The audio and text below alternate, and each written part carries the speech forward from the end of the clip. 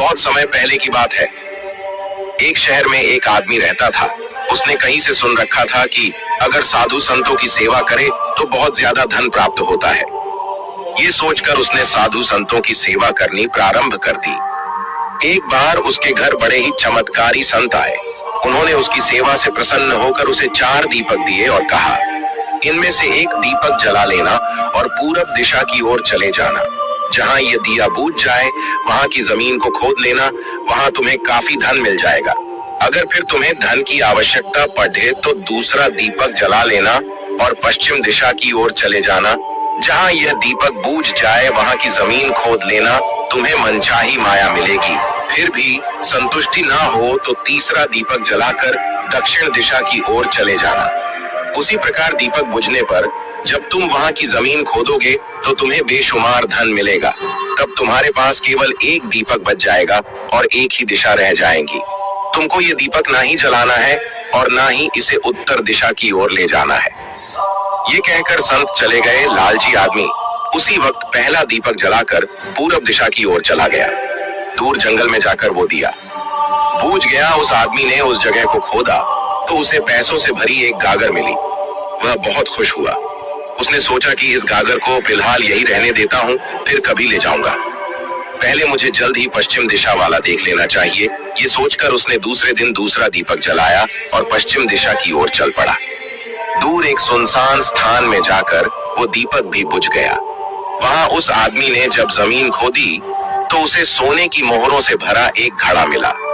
उसने घड़े को भी यही सोचकर वहीं रहने दिया कि पहले दक्षिण दिशा में जाकर देख लेना चाहिए। जल्दी से जल्दी ज्यादा से ज्यादा धन प्राप्त करने के लिए वह बेचैन हो गया। अगले दिन वह दक्षिण दिशा की ओर चल पड़ा था। वो दीपक एक मैदान में जाकर बूझ गया।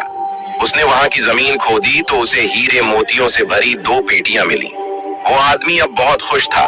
तब वह सोचने लगा, अगर इन तीनों दिशाओं में इतना धन पड़ा है तो चौथी दिशा में इनसे भी ज्यादा धन होगा। फिर उसके मन में ख्याल आया कि इस संत ने उसे चौथी दिशा की ओर जाने के लिए मना किया है।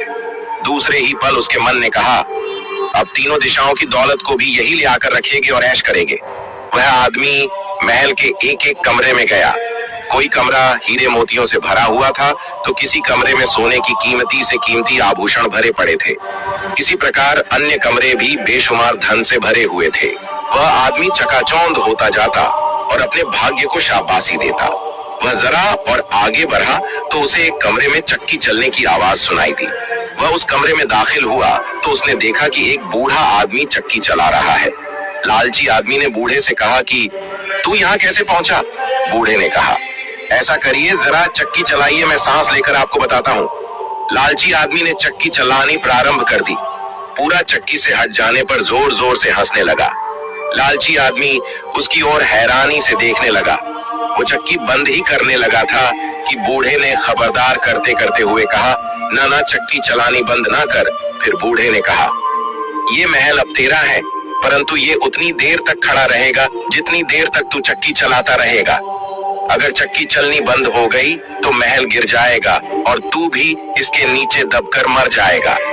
कुछ समय रुककर बूढ़ा फिर कहने लगा, मैंने भी तेरी ही तरह लालच करके संतों की बात नहीं मानी थी और मेरी सारी जवानी इस चक्की को चलाते हुए बीत गई। वह लालची आदमी बूढ़े की बात सुनकर रोने लगा। फिर कहने लगा, अब मेरा इस चक्की से छुटकारा कैसे होगा? बूढ़े ने कहा, जब तक मेरे और तेरे जैसा कोई आदमी लालच में अंधा होकर यहाँ नहीं आएगा तब तक तू इस चक्की से छुटकारा नहीं पा सकेगा। तब उस लालची आदमी ने बूढ़े से आखिरी सवाल पूछा, तू अब बाहर जाकर क्या करेगा? बूढ़े ने कहा, मैं सब लोगों से जोर जोर से कहूंगा, लालच बुरी बला है।